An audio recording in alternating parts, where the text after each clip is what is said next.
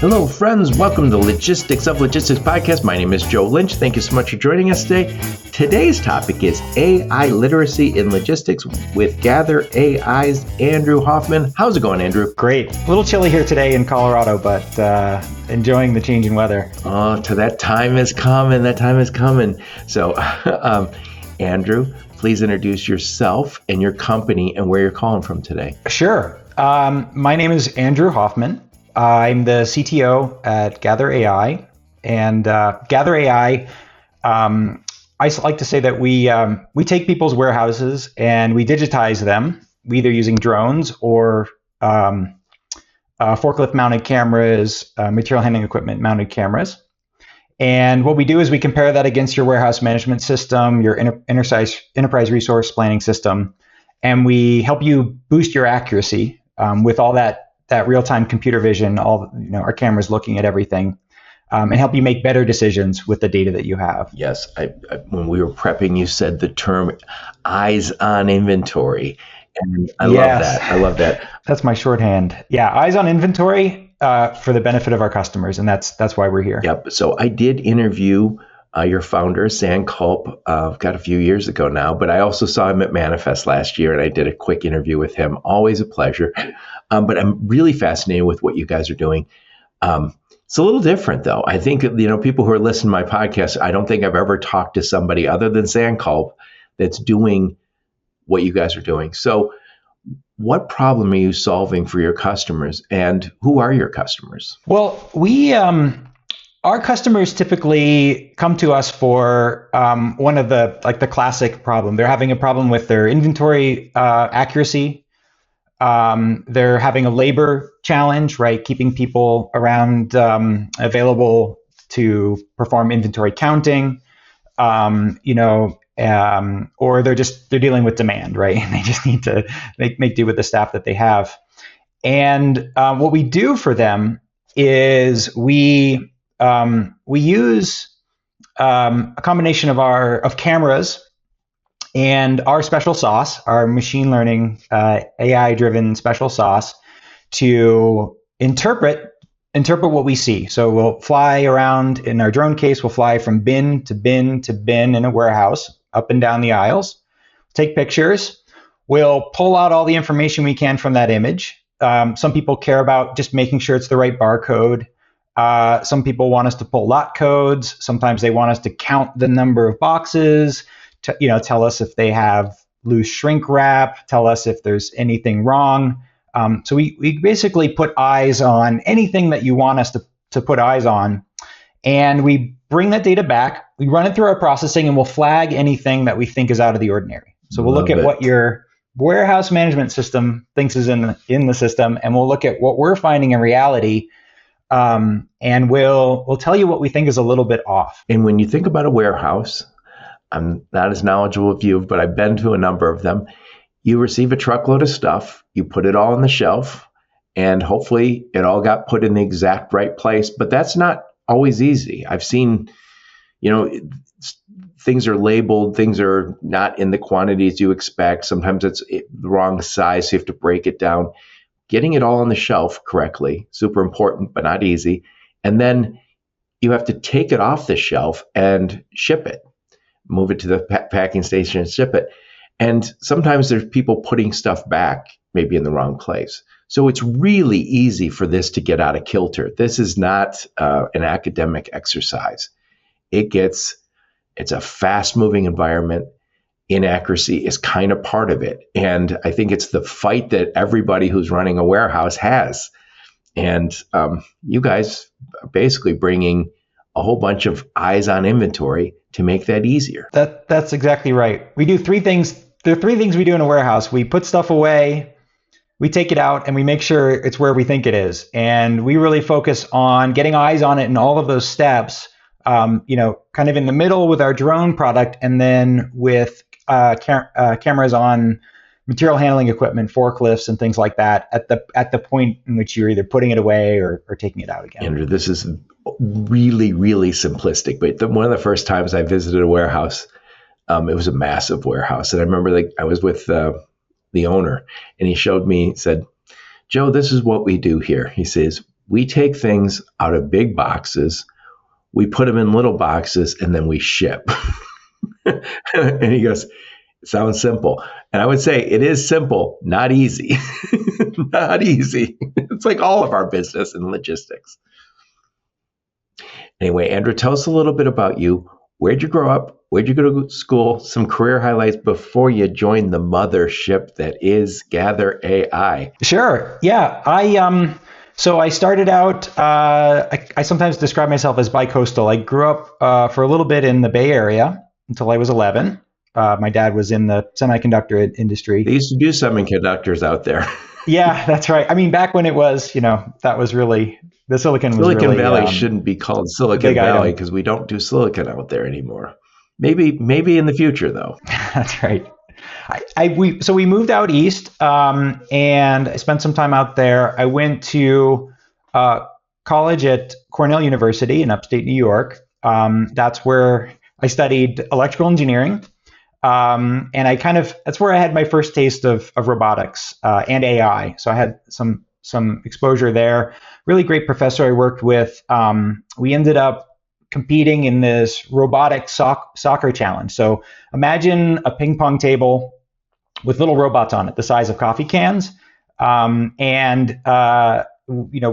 went to basically international competition and cleaned up the competition with our robots. And that was kind of my first exposure. There we had a simple camera over the robots, and we would capture a picture of the field, and we had our program basically would tell the robots where to move, what to do, pass the ball, kick it into the opponent's goal.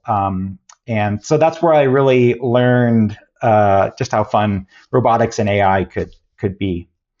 After that, I graduated in 1999, and I went off to, this was the end of the .com, or just before things were getting dicey. Busted the first time. That's right.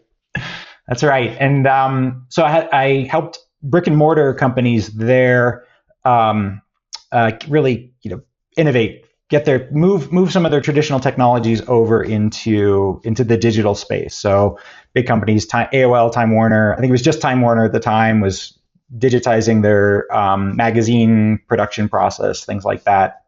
Then rode that up and then out through some of the fizzle. And then one day my old professor called me up, the one with the robots, and said, "Hey, we have this crazy idea. We want to run robots in warehouses to move inventory around." And that was the beginning of a company called Kiva Systems, which eventually became Amazon Robotics. So I was the first software engineer there. I was the principal for the production software stack by the time the dust settled on all of that. And that was kind of another place again where we started to mold together AI and robotics and equipment, and to get something really important done for our customers. So 2015, we were acquired in 2012. 2015, I moved to Colorado. My wife's from Colorado, so this was home for her. And another startup found me called Canvas Technology. And there we went after actually a manufacturing problem. Joe, some of your background in Lean, you can appreciate what we were trying to do. We basically automated, those Rubbermaid push carts you put, in every janitor's closet or whatever. They're ubiquitous also in manufacturing for small parts movement. And so we built a fully autonomous point-to-point transportation, push cart that would solve the transportation problem in small part manufacturing. That was acquired again. Another company, that company was acquired by Amazon. So second exit to Amazon, and was kind of bumming around again, working in the venture space a little bit with our investors in that company, Canvas Technology. They were kind enough to bring me in as an entrepreneur in residence. So I ended up advising some of the investments, some of the companies we were working with. And that's when I fell in love with Gather. So I started with Gather as an advisor for the first couple of years, and then they just sucked me into the vortex. And you mentioned Sandculp. Sandculp was really one of the main reasons I fell in love with the company. It's just a great great culture. They have the same customer obsession that we had, I think, at Kiva that made us really successful. And we were solving real problems with technology that's ready to solve those problems. When I interviewed Sankope a few years ago, I was really struck by, first off, some of his accomplishments prior to starting Gather. Very, very impressive, and very smart guy, but also very personable. And I think, there's lots of people who are smart, but to build a company, you need a culture. And if you don't get somebody who's people oriented, you end up with, a bad culture. And he went to Carnegie Mellon, right? And he's in the company I know is based in Pittsburgh. I know you guys are spread out, probably get more spread out as the company grows, but I think people overlook some of those places like Pittsburgh and Cleveland, and I live in the Detroit metro area. I like to think we're not overlooked as much because we have a lot of tech here because of automotive, but a lot of these places get overlooked, and tons of talent come from those places. And I always say, every time you're working with Silicon Valley people, they're not all from Silicon Valley. They're from India, they're from Ohio and St. Louis, all over the place. So anyway, great company. And so one more time, I want to talk about the challenges in warehouses. I know you guys solve a number of problems, but when somebody comes to you, what are they saying?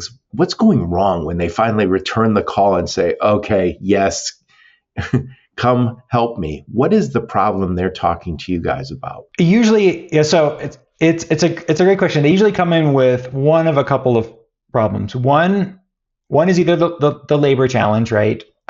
Whether it's not being able to find the right people or making the most of the people that you have. So they'll come on and say, look, we want to be better at cycle counting, right? We want to move faster. We want to get more done. And for those who don't do it every day, what is cycle count? So cycle counting so in warehouses, one of our main obligations is to just make sure things are still where we think they are. And so a lot of companies implement a program where they'll make sure that they go and visit every location every so often and make sure that what they think they have there is correct. So there's a natural drift that occurs. Something gets damaged, but nobody records it in the system. Something gets put in the wrong spot. So there's a natural kind of a degradation or attrition that occurs in the warehouse. So cycle counting is the process. It's a bottom line cost, right? It's money that you would otherwise not like to spend, but it's really important to the business. Because when that customer order comes in and you can't find the inventory, or you find it and it's damaged, or there's something's wrong, that really hurts. It hurts because you can't get that order out the door, and it erodes customer trust. So we focus on coming in and first usually and working on that class of problem. What ends up happening? So they either come in for that on the labor side, or they come in and say, we specifically have an accuracy problem. We just can't count our inventory enough. And it's really important for it to be really high. And so that's, again, another case. I'll talk a little bit about that, but when you make counting easier and less expensive, you end up doing it more. So you change the equation of how a warehouse works when you bring in a technology like this. So what ends up happening then is customers end up seeing maybe their labor costs go down. Maybe they're having, again, better luck with retention because now they're working, instead of standing on a lift all day, they're punching go on a drone, and then checking the results of the flight. So it's a little bit of a more enjoyable, rewarding role. And then on the other side of that, because we're flying more, our drones are typically about 15 times faster at going down an aisle than a person on a lift. And safer, obviously, too. And it's a lot safer, right? You cordon off the aisles and put the drone in, hit go, flies down the aisle. and starts taking pictures. So it's a very, very safe I operation. think you hit on this virtuous circle, and I think it's really important. Is that if you had a young person in your life, a friend, who said, "Hey, I'm going to go work at a warehouse," you would say, "Go to a warehouse that has cool tech." And I think when you're in a warehouse that you have cool tech, you're like, "Cool, I am part of the future. I'm part of the supply chain world." I think if you're working in a area where there's no cool technology, then you're just a strong back walking around all day. And so I think you guys are brought in to solve the headcount problem. But I think there is again, a virtuous circle where you say it's easier to get headcount when you've got drones flying around. And then, by the way, it's not entertainment, but it is something that gives you a sense that, oh, okay, I'm going to be learning to use robots and drones, and I'm going to have a career as opposed to drudgery. Yeah, that's exactly right.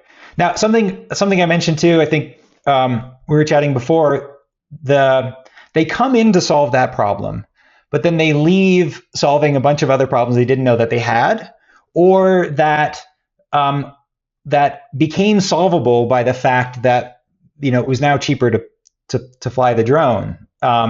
So one use case that comes up a lot is OS&D. So you think that define that for us. Oh yeah, sorry.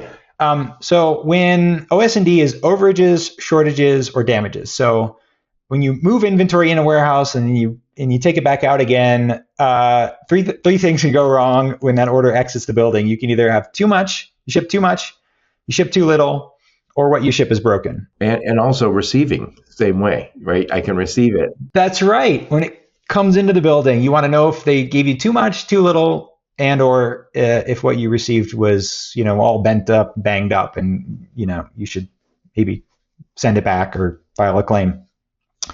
And what happens is when you start taking pictures, we start to create for our customers a visual timeline for that inventory. So we keep the picture the drone takes, and then now you have, some people talk about a digital twin. You have this digital twin that's really an inventory digital twin. It follows the timeline. Hey, we saw this over here, then it was over here. Oh, what do you know? We lost the box over in this spot. So you get that visual. You have this real challenge in a warehouse, and you could be sitting in the office and say, I have my WMS, and I might even have a warehouse manager or warehouse execution system, and boy, everything's looking great. And then I come in from out back and I say, hey, I can't find something. And you go, oh no, there's 20 of those. And I say, I can't find them. Or there's not 20, there's 16. And now we have to investigate. And so we always have reality, and then we have the warehouse management system that is hopefully very close to reality, but almost never exactly reality. And I think you guys bridge that gap for us, which is say, hey, we're going to make it a lot easier to identify all these discrepancies and fix them fast. That's right. That's exactly right. The kind of the virtuous cycle is it gets easier to count. And because you have equipment doing it, you have this AI model that's computer vision, it's processing the images. It's easy job. It gets it right. We have really high accuracy rates, high 90 percentile rates on our reads. And even if we don't get it quite right, somebody can take a look at the picture and fix it. So it's this really streamlined process. And then what ends up happening is, one is we actually get better accuracy than the manual process, because you go up there, you're on a lift, you're hunched over, counting, scanning. Not good human work. Not good human work. And it's hard to get the number right. We get it wrong. Usually if we can, we cheat and we just look and say, well, what does the system think we have in there? Yeah. And I know this is not the primary thing you're there for, but God forbid somebody, let's just say I work for a warehouse and I say, oh, I dropped something and I'm new here. And the last thing I want to do is just come in to the boss and say, hey, I broke that electronic thing the gizmo that we sell or that we distribute. I don't want to say anything. So And if you have me doing inventory, I say, yeah, there's nobody broke any. So we have 17, just like you have in the WMS. And I'm not saying that happens all the time, but it can definitely happen. Humans do human things. and I don't want to get fired from the new job. So I fibbed a little bit. That's right. It's our best intentions, but that's just when everybody's making a judgment. And then the other thing too, we talked about this, is a lot of we're getting our accuracy up. We're helping our customers get their accuracy up between that, the digital representation and what's in their warehouse management system. And a lot of times we find that our customers, because of this discrepancy, they don't actually know how bad their inventory is. They have what their QA team is kind of telling them, but we sometimes get a better measure, really than a person can get. And these things have this ripple effect. So I remember one customer, I think we got them from 98 to 99% inventory accuracy, and that cut 6 minutes off of the average order picking time, because they had all of these mispicks that were, bloating the pick time, right? So their order time improved because their accuracy went up, right? You think about, especially in an e-commerce type warehouse, if an order comes in by, I think it's usually 2:00, but I suspect it's going to move closer and closer to 3 or 4, and then say, if you get it 1 minute before 5, you still ship it by 5. Well, right now I hear a lot of people say, if an order comes in by 2, I ship it that day. Well, if I walk over to the bin and I don't find it, then I was like, oh, there should be in here. This looks like somebody put the wrong stuff back at this location. Maybe I go tell the boss. I'm sure they have an approach or a process for that. But potentially, I don't ship that out that day. And now I have the end customer who wanted that same day, next day service. They're angry. My customer, who is the brand, they're angry. And you say, wait, why aren't my guys doing their job? Well, the problem isn't in the pick, it's in what's on the shelves. That's right. Sometimes I think about it as your process is running on the exception, not the rule, right? You're always fixing something, which we're amazing at in this industry. Logistics, this is an industry I love. I think I've been in the industry for at least over 20 years now, and I have so much respect for all the things that we do to meet customer promise, to meet the deadline, and the creativity required, because every warehouse is different and every problem is subtly different. So exceptions are the rule often in warehouses. And the more we can get back to get rid of the exceptions, the more everything. Yep. So when I talked to Sandculp years ago, he said, we have this drone that goes and does this inventory management tool. I think that's probably the wrong way to. You have a better term for it, but they were using a drone for it, and I thought, oh, very cool. I love it. When I talked to you the other day, you said, yeah, we started with a drone, but now we have that eyes on inventory, not just from drones, but from other stuff. What other tools are you using? I don't know if that's the right term either. What other methodologies are you using to get eyes on inventory? Yeah, so this is exciting for us. We just branched out. We announced at ProMat this year that we've released another product. It's called the Material Handling Equipment Vision product, MHE Vision for short. And what that is that's essentially a ride-along camera for your material handling equipment. So material handling equipment is anything typically with the fork tines on it. So you have pallet jacks, you have order pickers, which are they're kind of like forklifts with a little cab on top and can go up and down and pick orders. High bay forklifts, lifts and things like that. So anytime you interact with a piece of inventory, we want to be there with a camera so we can do the same thing that we do on the drones, but in real time at the point of interaction. So what that does for us is a couple of amazing things. So first of all, it drives the error detection to the point of the error, right? The point of the mistake. If it's unloading off the truck, if it's the wrong pallet, if we can't scan the pallet, we'll tell you. If it's we put it away, but we put it in the wrong spot, we'll tell you, hey, just so you know, this is off. This is off by 1. You want to leave it here? Okay, we're going to tell you WMS. So at least it's going to know when there's something wrong. So this is catching the problems as they happen. That's right. And then there's a funny other flywheel effect when we get this data. I mentioned before, we started with the drone, and what that did for us is it allowed us to get really good at taking distant, grainy pictures of a dark bin and figuring out exactly what was there. That was the enabler that let us take that same technology to the forklift. But then once we started doing that, what that really unlocked was also being able to apply a lot of the other kind of, you call them etiquette or evaluate secondary characteristics for what we're looking at. So was the pallet stacked properly? Is the wooden pallet broken? Is the lot code actually what we expected to see? When I do a quick case count, do we have the right number of cases relative to what we expected?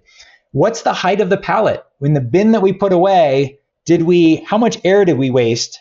When we put it away, there's a certain amount of space that's air that we'd rather have inventory in if we were a efficiently operating warehouse. We call it cube utilization as a major factor. And so we can tell our customers, hey, just so you know, I took a raw measurement, and this is physically how much air you have over all the bins in this aisle. You guys will continue to give us more and more context about our shipment as time goes on. And that's kind of what we always expect, as the technology starts off one way and just keeps growing. And by the way, I just talked to somebody 2 weeks ago about humanoid robots. I suspect before long, your technology will be inside that robot or attached to the robot. And so we just have all that much more information. Fascinating. Anyway, I want to switch gears a little bit. So every other podcast, somebody says to me, AI, and I've heard people say generative AI, I hear them say agentic AI. And I think, I have some sense of it. I use AI every day for something or other. But what is AI? Why is it so important that we adopt it for use in our warehouses? Sure. So I take a very broad definition to AI. So when I, back in school, AI was not nearly as advanced as it was today. AI is really, my definition of AI is anything that is, it starts to approach human-like behavior, right? And, even just the invention of a barcode scanner to me is a piece of AI technology, because what it's done is it's imbued a computer with the ability to differentiate between a bag of dog food and a can of Campbell's soup, right? So it's a very broad theme. And what we're seeing today in AI is we're actually approaching or probably surpassed now a level where there's something called the Turing test. I don't know if any of your other guests have talked about this, but this is, I'm having a conversation with a computer. Can I tell it's a computer? And we're finally to that point where with these large language models, so this broad space of AI, we've now got a new tool in the toolkit that is a large language model that is now has this flexibility in behavior that's so much like a human, you really can't tell the difference. And that's really changing how we work in the industry. So one way I like to think about where we are in the state of AI today and how that's different than the past is back when I was building these AI tools, let's say in the Kiva case, we had these robots they were driving around and moving shelves so that people could pick items off the shelves. They had to make decisions based on some very simple rules. So we would program the robot. When you come up against another robot, do this, right? Run this algorithm. And something that is changing now is with these large language models, which are just a type of technology that exhibits this artificial intelligence behavior, they really have two key advantages over all the other stuff that we've tried in the past. First of all, they pass the Turing test. So you can talk to your AI like a human and it will understand you. And it understands at some depth, deeper than, you try to talk to your Roomba, you're not going to get very far, right?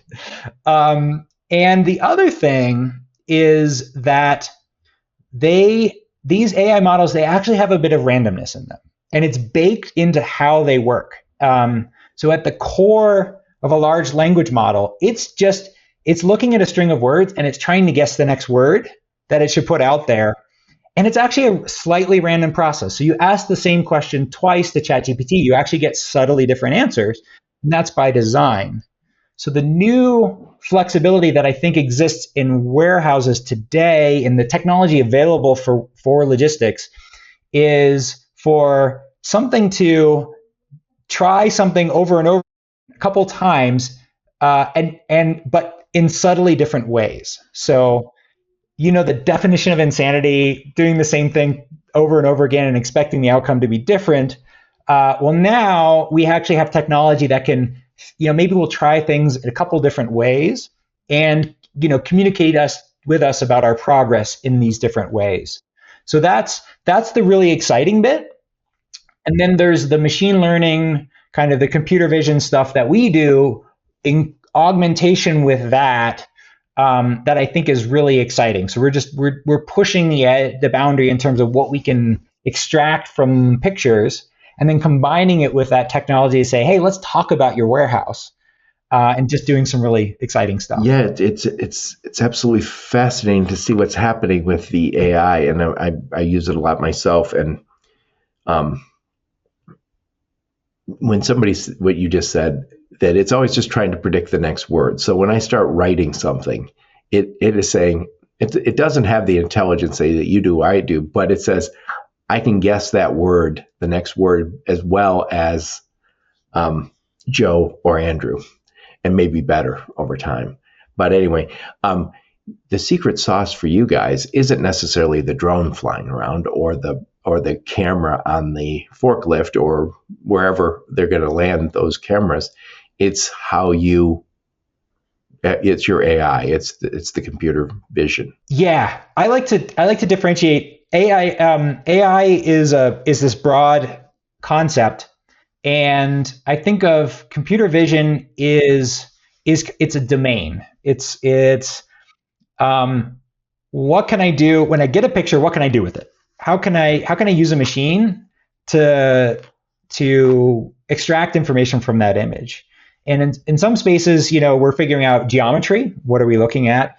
And in other ones, we're reading a barcode better than a human or even a traditional barcode reader could read. It's kind of insane, actually, some of the stuff that we can do. Am I right to say that, we've had drones. We've had drones that we can fly around for a long time. The drones, if we were talking 5-7 years ago, maybe even a few years ago, you might have a drone, but you would be driving it via remote control to go from bin to bin to bin. And now you guys are able to teach it, which is a big upgrade because I've seen people with those remote controls of drones. It's always on the internet where it's flying and all of a sudden, I didn't turn it in time, and now it's just flying. It no longer responds to my orders, and it's going to crash 100 yards from here. Yeah, that's right. People are really good. People are actually very good pilots, but we're able to do better. So that's one thing. So I didn't cover that part of it, but part of our special sauce is flying that drone. So our operators, they just press go, and our drone will pop up. It'll take a picture, figure out where it is, and then kind of fly from there.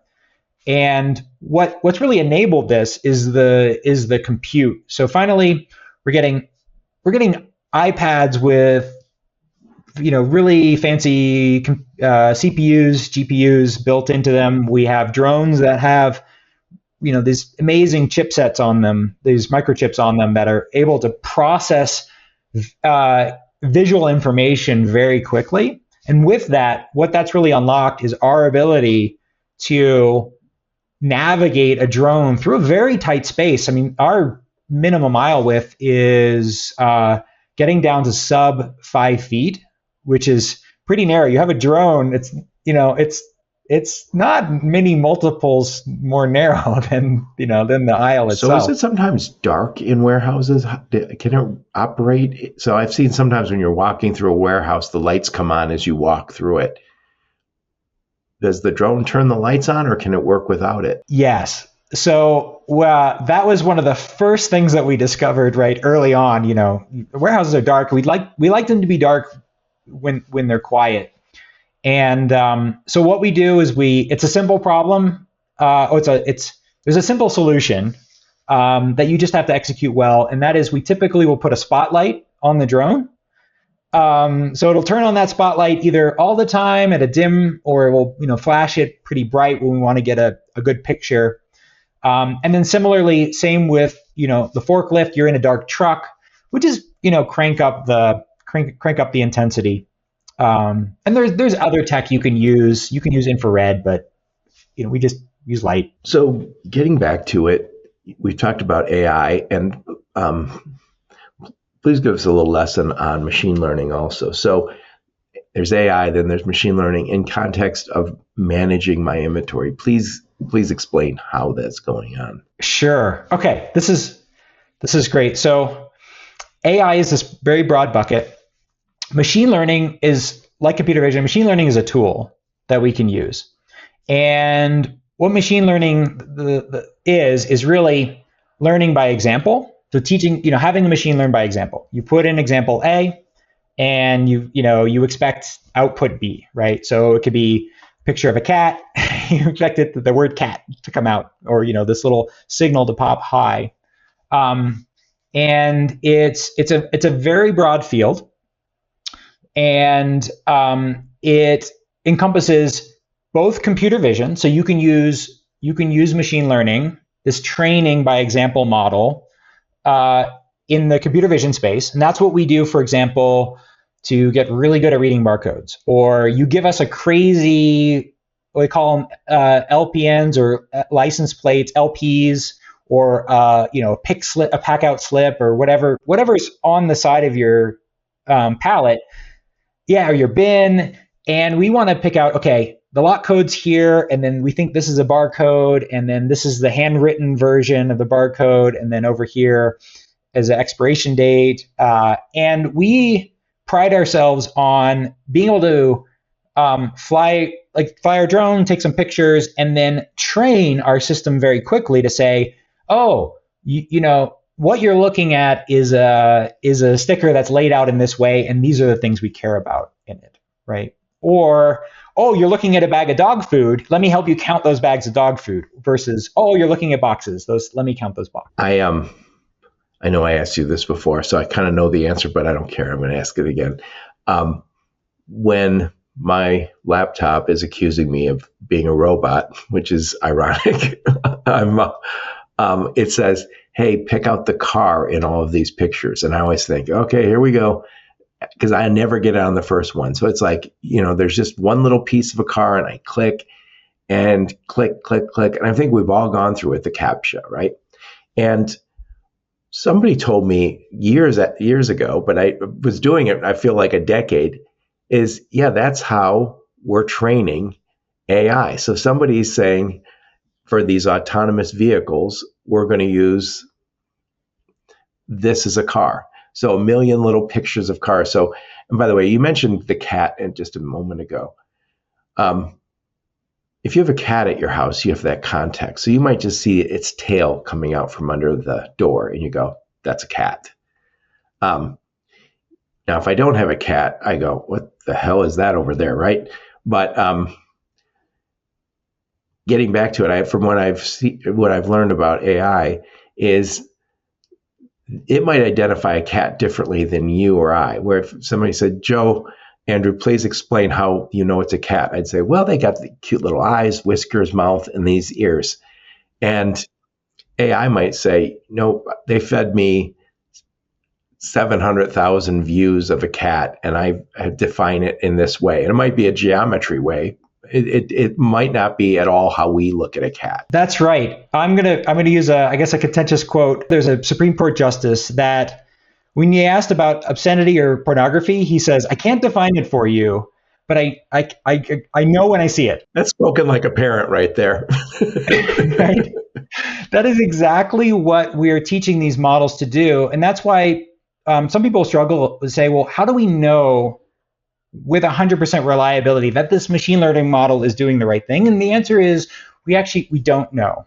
But we also don't know why humans can do the things that they can do. But the thing that we can do is train by example. And I want to tie in a cool example of how this ties into barcode reading and why machine learning is an unlock. So when you have a traditional barcode scanner, it's really a rule-based system, right? You scan a barcode, it shines a little light, and then it's looking where the dark spots are and the light spots, and it counts, thick, thin, blank, thin, blank, thick, blank, and it's like, okay, that's this number. When you put a barcode into our system, if you've got a big X through the barcode, it can still figure out how to read around the X.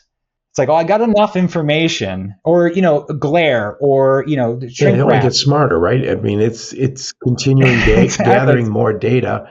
So if there's a bin that has an edge broken off, it goes, okay, we've seen broken bins before. We get it. It's still a bin. Exactly. It's figured out something that's like, it's close enough. And the same thing, the example, the cat tail sticking into the around the corner, that's a cat, but you can't really explain why. It seems like a special case. What the machine learning approach does is, in this very odd way, it's very elegantly able to figure out the special cases. I was just going to say, if I could just say about how humans look at things. So when you walk into a room, your mind doesn't quickly see everything in that room. Your mind almost imagines what it should be and thinks this is what it should be. And if you've been in that room many times, or let's just say you go into a public bathroom, I know what a public bathroom is. I've been into a million. So I walk into one, my mind is filling in the blanks. So when we talk about AI not doing this, that, or the other thing, our minds have evolved to do some of the same thing, which is imagining what it should be, which is wild to think about all by itself. It is amazing. We are amazing. I think that's the one thing I think AI, these large language models, give us an appreciation of, is just how amazing we are. And the compute is chasing us, but we're still pretty amazing. The things that we can do. Yes, and we're evolving to sitting on the couch scrolling through social media. So as we evolve to those type of beings, we'll let AI take over. So I want to talk about a case study that you guys did, and I wrote it down. Stadium Goods. Talk about the case study that you guys did with Stadium Goods. First off, what was the problem they were experiencing? What did you guys do for them? Sure. So Stadium Goods, they're one of the best examples of why how amazing this technology is and what it can do for a business. So Stadium Goods is effectively an online consignment business. So you have a pair of 1995 Air Jordans signed by Michael Jordan himself, and you want to make that available on the internet, right? You want to have that item shipped out, but you don't want to, as a seller, you don't want to go through the business of having to, keep it in the back room, and when somebody hits buy, go and find it and really quickly wrap it up and ship it out. So Stadium Goods helps companies create a market. They create a marketplace for these products. It sounds like a lot of unique goods too. Yes. So this is the challenge. So their warehouse, they work with company that we work with that is an expert in, they call them as a third-party logistics company, right? So they They handle the logistics problem for Stadium Pick, Goods. pack, ship. Exactly. And it's e-commerce. So their responsibility is to, if somebody clicks buy, we got to make sure we get that exact pair of shoes in a box and out the door, as quickly as we all expect in today's modern era, right, of e-commerce. And so Stadium Goods is a great example. They have, thousands and thousands and thousands of unique SKUs. So every item in their warehouse is unique. And so what this presents is they had something like a 2% shrink rate. So shrink is a term for you go to find something and it's not there, right? It's like somehow it's evaporated in the building. And for the purposes, it might be one bin over, it might be one aisle Could be over. misplaced or stolen. There's a lot of things it could be, but it's gone. Gone. And for the purposes of that transaction, that is the nightmare scenario, right? You can't, customers express a desire for that item and you can't fulfill it. So they brought in our drone, and again, they were going after labor savings, right? So they saw immediately something like a 200K savings per year in labor, just in terms of scanning, based on. So just that doing the inventory count, that's the first chunk of $200,000 is a lot of money, obviously. Now, is that, how many drones do they get? Is that one drone or a dozen drones? How many drones do you get for a use case like that? I think I could be wrong on this. It all depends on the square footage. So the way that we do this is we look at the rate that they need to fly and the frequency with which they want to fly. And so the way that we spec our systems out is either 1, 2, or 3 drones per facility. I think they might be a 1 or a 2. What they ended up doing was bringing in our drone, flying it up and down the aisles. That got their inventory. Their inventory rate was already quite good, 98, 99%, right? So you have this 2% shrink. So 1 in 50 people order something, and what do you know? It's, you're potentially having a problem there. I think last measure, we were at 99.95% accuracy. So we got them, just to a new level of confidence while saving them money. And so that's just like a classic example where you change the cost. And you're doing that inventory count a lot more too. So it's not just it's more accurate, it's doing it more often. And I'm assuming it doesn't cost a lot more or anything to do it twice a day as opposed to once a week. That's right. It's a basically you paid for your subscription and you can fly the drone. It's about, customers see all in, they see, anywhere between 7-10 times faster than having a human get out, all labor involved, getting out there, even checking the occasional image to see if we were right, or, there's one we can't figure out. So that shifts the equation. And then I mentioned there's that compound effect where one is we're just very good at reading barcodes and reading, handwritten notes and anything you can find there, better than a human or a physical barcode scanner sometimes. And then, you're flying more, so you're scanning more. So your numbers they get high and they stay high. That's wonderful. Now, I'm assuming there's secondary improvements that happen after beyond just the accuracy piece. What else comes with that? I mean, I'm assuming your I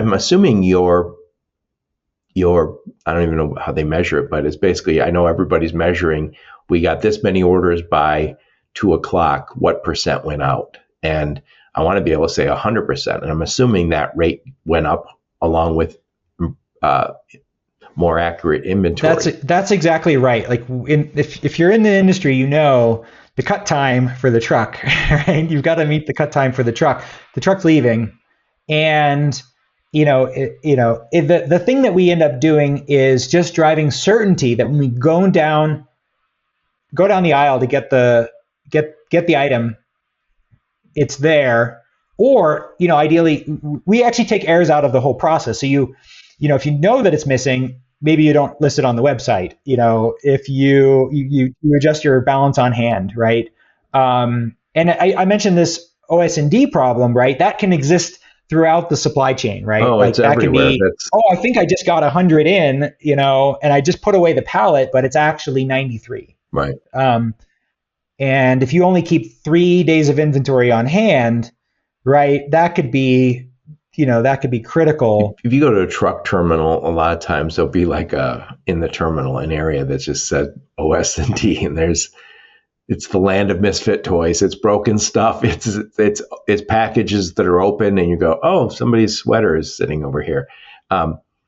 It's when you're moving freight, that's kind of the nature of what happens. But if we can reduce it, especially if we can reduce it by using technology, because one of the things we're supposed to do is when I receive a truckload of something, if something was damaged in transit, I'm supposed to identify that within a certain amount of time. Sometimes I don't take it out of the box yet, so I didn't notice it was broken. I think as we get better and better with technology on basically inspecting that stuff with our drones. I mean, and by the way, if you free people up from doing inventory, you can say, I can put the humans on opening these things up and doing a quick inspection. But before long, I think I'll be using the drones for that too. Or the forklift or whatever else you guys are starting to use. Yeah, there's something magical here. You reminded me that the people are amazing. We can do all sorts of crazy things. We're not good at repetition, right? We're not good at boring. Well, not everybody. So just some of us. Yeah, most of us. I think as a species, we're pretty amazing. But so the thing that's really funny is that when you bring in AI, you bring in machine learning, you bring in computer vision, what you're doing is you're also bringing in, our whole industry has been elevated by bringing in the technology that makes the rote tasks kind of just happen in the background. So big focus for us, hey, you move that pallet off of the truck and you put it in Induct.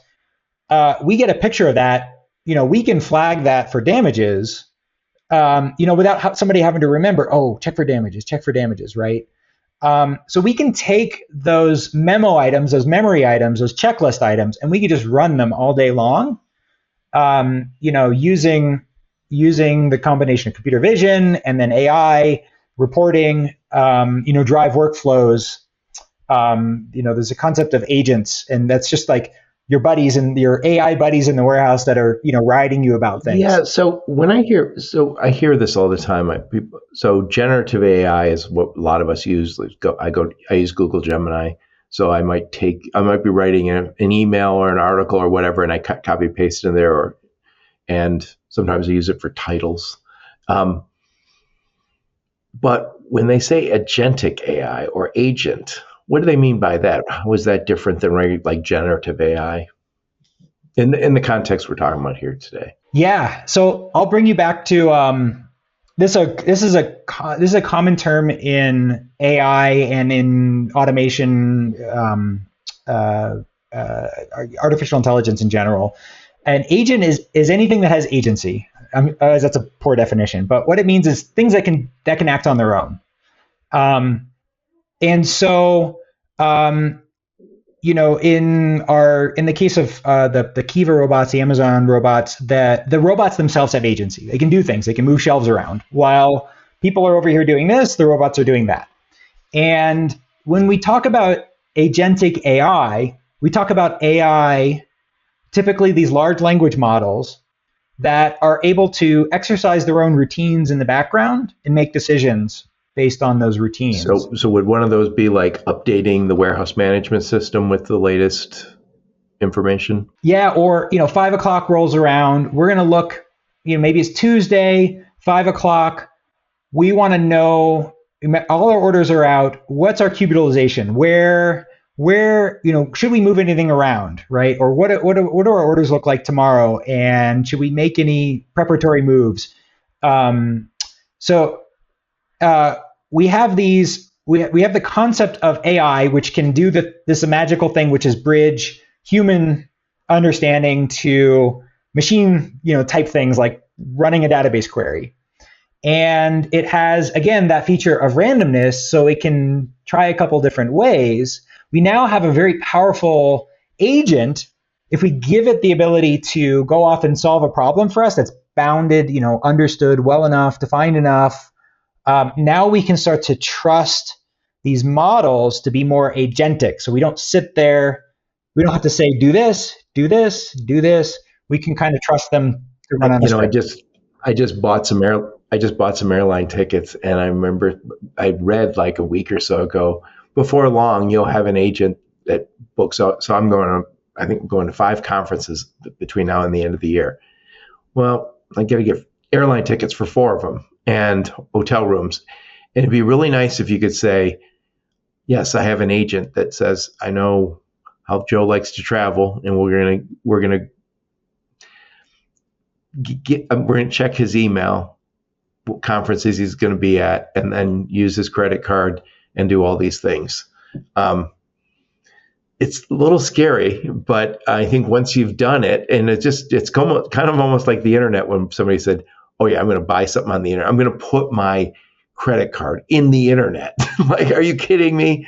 Like, they're going to steal my life.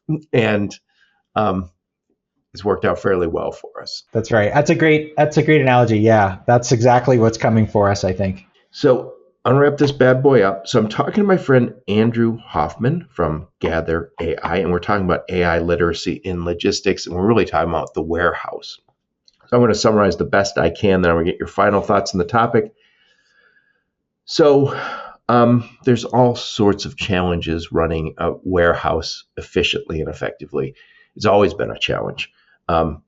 It's difficult work, and it gets even worse if you can't be accurate in where your inventory is. So if stuff gets put back in the wrong place, which, by the way, these are also moving at rapid speed. So it's real easy for somebody to misbin something. It's real easy when you say, hey, we have to get these trucks unloaded and all this content put onto all this inventory put on the shelves. We're running fast. And so that inaccuracy, though, in the inventory is going to mean I'm not going to be as effective and as efficient as I need to be getting it out the door. When I get that order at 2:30, it's got to go out today. And I can't do it if my inventory is not really, really accurate. And there's a lot of tails to this problem, but if you can't get the first piece right, the foundational piece of getting the inventory accurate, the rest of it doesn't work very well. So headcount is also a big problem. We have fewer and fewer young people who want to work in warehousing, and it's a growing space. So how do we entice people to go work in these warehouses? One good way is to bring technology. But if you can't entice a whole bunch of people to come in, we're going to say, we have the ability to use tools like Gather AI to do some of the job that is not necessarily the best fit for humans. We don't want our employees going on a big lift 40 feet in the air to count bins. We're not particularly good at it either. It gets monotonous. We get bored. We're listening to music. We're doing whatever we're doing, and we lose count. And so even when we're doing the cycle count, the inventory count, we're not very good at it. All sorts of challenges. We mentioned OS&D. It's so important that we, in the warehousing space, the best players are starting to utilize this. So if you're going to stay ahead of the game, and by the way, the game is same day, next day. So the customer expectations that we all have is that I'm going to get same day, next day. That's what we expect. And if we can't get this warehouse to run really efficiently, really effectively, we can't manage same day, next day. We also talked about computer vision. That's kind of the secret sauce for you guys, is the computer vision and the AI. So when I talked to Sandculp before, it was just drones, but now it's anywhere where you can put your AI and your computer vision. That's the secret sauce. And I think it's, before long, it's going to be in robots. I suspect you guys are looking at every place in the warehouse where we can put this, and we're going to just make life a lot easier for the people who are managing warehouses, and including forklifts and any other material handling things. We also talked about stadium goods. Again, the challenge is a whole bunch of unique inventory, and the customer expectations are just sky high. You do not want to disappoint somebody who wants to buy from you because you might not get them back, especially with the e-commerce business. Anyway, enough of my blather. Put a big old bow on this one, Andrew Hoffman. Sure. One question I think I'll throw in there that I think a lot of people are asking is how to get started with AI in general. Like, what should my relationship be? Like, how do I test the water? So I think we've always faced this in our industry, right? With the broad definition of AI that we discussed today, the water level is always increasing. And whether it's new barcode scanning tech or now these latest LLM models, computer vision, there's always some new technology to try. I'd say if you are your policymaker for your organization, find some technology that you trust, large language models, things like that, and create a bit of a playground, a safe playground for your company to start using these tools. Pick problems, they're real pain problems, and expect to maybe whiff on it the first time, but know that, try it 3 different ways or try it a couple different ways and learn about the technology. So kind of lean in on that. It's the same approach we use in developing these technologies, which is, you find something where that cost benefit is there, and then you kind of lean in and you discover all of these other things. And you kind of find nirvana from that exploration. So Andrew, we didn't touch on ROI on this, and I know it's going to be different for every situation, but give us a sense for ROI. And also you touched on implementation. If somebody's listening today and they say, this sounds great, what does it look like? If I reach out and I talk to Andrew or someone else from Gather AI, how long till we're actually seeing results? Oh yeah, for us it's easy. It's typically months, and that's with it. We have a kind of an installation process because we do put tags up in your bays, so that the at least for the drone and also the forklift. Hey, I just saw that sticker. I know where I am. It's the guardrails for them. The guardrails, exactly. That's really important. If we don't see a sticker, we don't want to keep going, right? We want to kind of know with confidence where we are. And so we typically, see one example, 8-month ROI. It's usually measured in months for companies. And then that's not counting all of the other side effects. That's usually just a mixture of labor, and potentially a little bit of improvement in accuracy, but then we don't talk about cube utilization. We don't talk about, some of these other pile-on effects, top-end effects sometimes of just being having higher quality and your customers trusting you more. Oh yeah, like there's all these ripple effects. Well, we want to get to the place where our warehouse management system matches the reality of our warehouse, and some people would call that digital twin, whatever you want to call that, but you can't do simulations. You can't do advanced planning if my warehouse management system doesn't match what's going on in my warehouse. And given the nature of how fast we're moving in those warehouses, it's really hard to keep everything in the right place, I should say. And I've toured those warehouses. It's not easy. And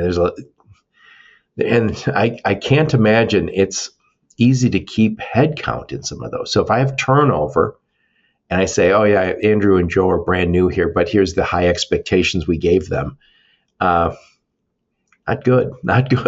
And this is the nice thing about working with Gather AI. None of your cool eyes on inventory tools ever quit or take the day off or break up with their boyfriend. They every day show up and do their job, and they get better every day. It's true. I like to think, the best technology is there for you. So like you said, first day on the job, maybe you're nervous about reporting something. We just take that concern away, right? And we just figure it out. I love it. So what conferences will we, by the way, I didn't say this already, but I'll make sure I put a link to your LinkedIn profile, link to your website, any other links you and the go-to-market team give me, I'll put in the show notes. Ideally, you guys have maybe some videos of your drones flying around. I've seen you guys at Manifest the last 2 years with your drones flying around. It's very impressive. But if you have a video, I'd love to get that and put that in the show notes so people can check it out. Anyway, what conferences will we see you and the fine folks from Gather AI at in the future? Sure. So the one I think that's the closest coming up on the calendar, I think the Gartner Supply Chain Planning Summit, which is actually going to be out here in Colorado in December. And then I think the other next big one on our radar is Manifest in Vegas in February. I will see you guys there. So, those are the big ones. And I also have this New York Venture Summit. Yeah, we'll be there. That's actually next week. If you get this out, if you get this podcast out before then, we'll be out at the New York Venture Summit there as well. Excellent, so excellent. Hang on the investment side, we're be out there. Andrew Hoffman, thank you so much for taking the time. I love what you guys are up to. Thanks, Joe. Appreciate it. Yep. And thank all of you for listening to my podcast. Your support's very much appreciated. Until next time, onward and upward. You have been listening to the Logistics of Logistics podcast, where we engage with leaders in the logistics and supply chain community. If you like what you hear, please subscribe, hit the like button, and leave us a nice review on Apple or Spotify or wherever else you listen. Also, please check out our videos on YouTube and connect with us on LinkedIn. We're very big on LinkedIn. And you can also reach us on the logisticsoflogistics.com, our website.